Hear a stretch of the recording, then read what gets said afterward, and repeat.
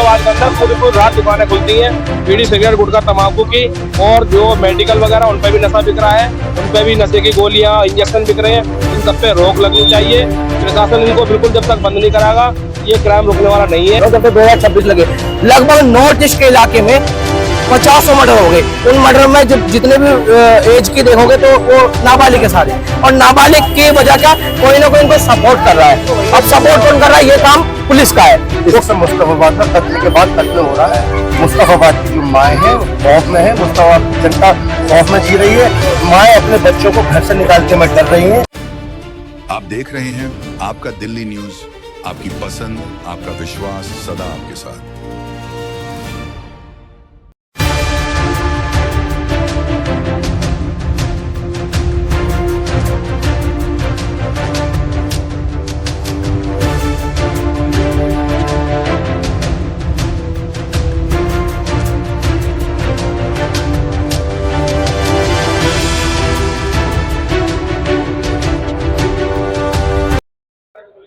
आपका दिल्ली में स्वागत, खुशामदीद। आज हम मुस्तफाबाद में खड़े हुए हैं। यहाँ पर फिर एक ऐसा मामला निकल के आया मर्डर का, जिस मोहम्मद कैफ नाम बताया जा रहा है युवक की, जिसकी हत्या हुई है, वो भी नाबालिग द्वारा। अभी हमने आप लोग को पिछले हफ्ते एक रिपोर्ट दिखाई थी जिसमें सुहान नाम के 16 साल के एक बच्चे के नाबालिग के द्वारा चाकू मार के उसकी हत्या कर दिया दी है। देखिए दिल्ली में इस टाइम कितना गिराव बढ़ता जा रहा है अपराधों का, और कितना लोग यहाँ मर्डर हो रहे हैं, ये आपसे छुपा नहीं है। हमारे वीडियो में आपको दिखाते हैं। मैं अपने कैमरे से कहूँ, देखिए यहाँ पर दिल्ली पुलिस के अधिकारी भी यहाँ खड़े हुए हैं, और देखिए हर तरह के यहाँ लोग खड़े हुए हैं, उसके परिवार के रिश्तेदार भी लोग खड़े हुए हैं। मैं अपने कैमरे से कहूँ, यहाँ सामने दिखाएं वो गली है जहाँ मोहम्मद कैफ के चाकू से उसको हमला कर गया, उसको मौत के घाट उतार दिया गया। दिल्ली के अंदर इस टाइम ऐसा अपराध बढ़ता चला जा रहा है। कुछ लोगों से आपकी बात करते हैं, जुड़ते हैं लोगों से, जानते हैं उनकी राय इसमें क्या है जो इस टाइम यहाँ पर इसका अपराध बढ़ता चला जा रहा है। हमारी मौजूदगी मुस्तफाबाद में इस टाइम है। आपने आपको दिखाया कि पहले भी एक सुहान नाम के व्यक्ति की बच्चे की मौत हुई थी, वो भी चाकूबाजी के लिए हुई थी। आज फिर हमारी मौजूदगी मुस्तफाबाद में हो। देखिए किस तरीके से यहाँ पर आतंक बढ़ता चला है, मर्डर होते जा रहे हैं। नाबालिग मानने वाले चाहते हैं नाबालिग है, ऐसा क्यों हो रहा है, क्या हो रहा है? यहाँ के लोगों से जुड़ते हैं, उनसे बात करते हैं। भाई अपना नाम बताएं।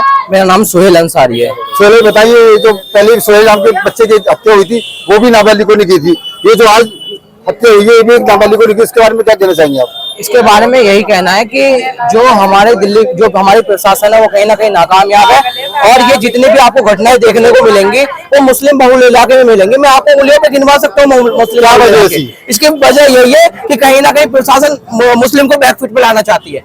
कहीं ना कहीं मुस्लिम्स को ये दिखाना चाहती है कि ये क्रिमिनल है, ये जो है ये क्राइम करना जानते हैं, कहीं ना कहीं इस तरह की चीजें। और आप देख लो, मैं पिछले 4 महीने से देख रहा हूँ, जब से 2026 लगे लगभग नॉर्थ ईस्ट के इलाके में 50 मर्डर हो गए। उन मर्डर में जितने भी एज की देखोगे तो वो नाबालिग के सारे, और नाबालिग की वजह क्या, कोई ना कोई इनको सपोर्ट कर रहा है। अब सपोर्ट कौन कर रहा है, ये काम पुलिस का है। इसमें नशे को नहीं मानेंगे? नहीं, नशा बिल्कुल इसमें नशा जिम्मेदार। मैं आपसे कह रहा हूँ, मैं पढ़ने जाता हूँ, मैं पढ़ करके स्कूल से आता हूँ, मैं 1 घंटे के लिए बाहर निकल जाता हूँ, मेरे घर के पास में खोखा खुला है, मैं वहाँ पे सिगरेट फूकता हूँ। अगर मैं सिगरेट फूकूंगा तो कल नशा करूंगा, और जब नशा करूंगा तो मुझे कोई ना कोई, और मेरे पास पैसे नहीं है, मेरे पास पैसे नहीं, मैं एजुकेशन ले रहा हूँ और मेरे पास पैसे नहीं है, सिगरेट कहाँ से आएगी?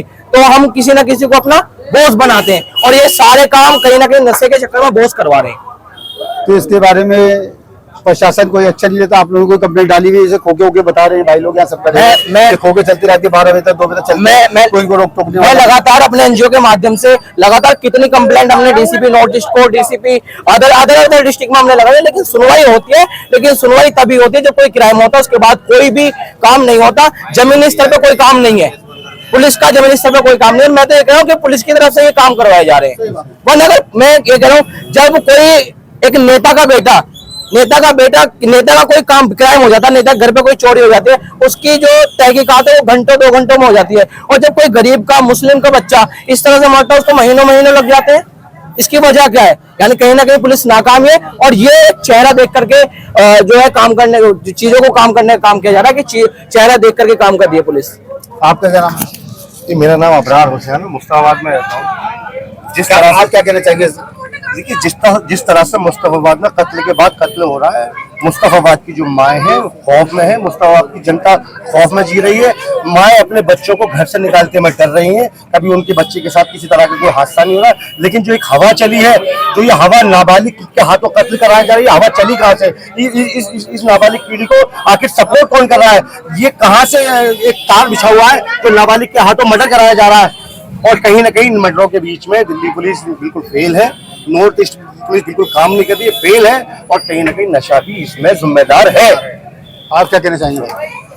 सर क्या कहना चाहेंगे, इतना ही कहना चाहेंगे, ये जो हालात बने हुए हैं मुस्ताबाद के, ये बहुत गलत बने हुए हैं और इसकी वजह कुछ नहीं है। आप लोग यही के रहने वाले? जी यही के हैं।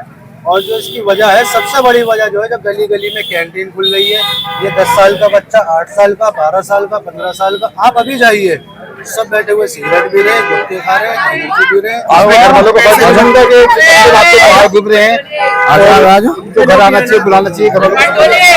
आजकल आपको पता होगा, एक तो स्कूल टाइम है 12 से 6, फिर बच्चे का ट्यूशन होता है, वो ट्यूशन जाता नहीं है, सीधे खोखे में जाता है। इसमें घर वाले कहाँ तक बच्चे के पीछे लगे? ये जो गलती है, जो दुकानदार है, चंद मतलब सिगरेट, यहाँ सिगरेट जैसे 12 रुपए की है तो अंदर बैठा के बच्चों को 15 की पिला रहे हैं। ये कमाई चंद पैसों के लिए पूरी नस्ल को तबाह और बर्बाद कर दिया है। भाई जब आप लोगों को पता है ये चले, तो इसके खिलाफ आप लोग आवाज क्यों नहीं उठाते? कई बार आवाज उठाई तो उस पर कार्रवाई क्यों हो रही है, बताएं। सर आवाज क्या उठाए? आज आवाज उठाइए। एक बार ऐसा हुआ भी है कि पूरा बंद हो गए, तो बंद है, 5-7 दिन बंद हुए, इसके बाद फिर चालू हो गए। ऐसा ही होता, अब हादसा हुआ है, अभी बंद हो जाएंगे 2-4 दिन के लिए, फिर आना अगले फ्राइडे, सैटरडे जो भी है ना, जब कोई हादसा, कोई वारदात होती है, तो जब ये बंद हो जाते हैं कुछ टाइम के लिए। ये जो चीजें हैं, जो खोखे वगैरह, ये कहते हैं कि एमसीडी के अंडर में आते हैं। और आपने देखा होगा पिछले 4-5 दिन से न्यूज चल रही है कि डिप्टी जो हमारी कमिश्नर है, वो खुद केस में बंद है 4 लाख के। तो क्या अच्छा, हम शिकायत कहाँ पर करें? मैं एक शेर बोलना चाहता हूँ, इस गूंगी और बहरी दुनिया में बोलेगा कौन? इस गूंगी और बहरी दुनिया में बोलेगा कौन? और मैं भी रहा चुप तो फिर बोलेगा कौन? तो हम बोलने की कोशिश करें, लेकिन हमारी कहीं ना कहीं आवाज को दबा दिया जाता है। और मैं हो सकता है कि सुबह मुझे पकड़ के ले जाए कि तो पुलिस के खिलाफ बोल रहा है, अगर नंबर मेरा भी हो सकता है, क्योंकि मेरा नाम सुहेल है, मेरे चेहरे पे दाढ़ी है, और यही बहुत है इस देश में रहने के लिए।